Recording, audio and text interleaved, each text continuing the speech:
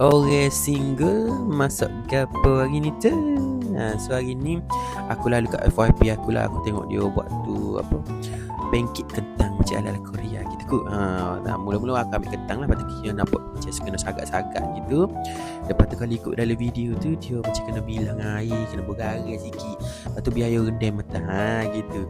Tapi aku dok lah, aku pakai bilah lalu. Lepas tu dia macam nak kering tu macam letak tisu. Lepas tu lepas tu tak tabur lah, tak tisu juga. Lepas tu ambil tisu lain, tindih atas dia.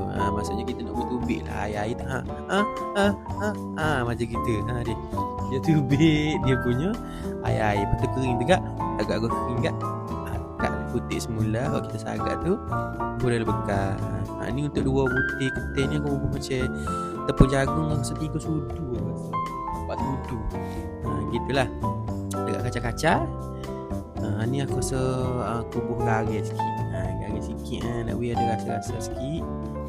Lepas tu aku bubuh minyak masak sikit. Ada guna Sri murni lah. Tak guna minyak paket tu. Kayu ke. Tu ke kita pergilah bakar. Ni aku guna periuk. Allah, kas ayun. Ada kas ayun lah ni. Ada kita bubuh lah. Dia punya potato tu mutabur atau tu macam buat meratakan lah biar jadi macam pancake. Tanya-tanya gitu. Tunggu yang masuk di sebelah tu. Lepas tu capuak terbalik. Okey, buat alik masuk dah tu. Nak we macam orang kaya-kaya sikit kan. Kita bubuh lah macam mozzarella cheese tu. Lepas tu nak bawa molek masuk di sana. Pupung lipat. Lipat kan. Capuak sekali lagi balik dia. Hakam. Kita tengok siap dah. Rupa tak berapa nak ada. Tapi aku rasa macam rasa tu ada kot. Kita try dulu, kita jangan judge. Okay, kita try dah.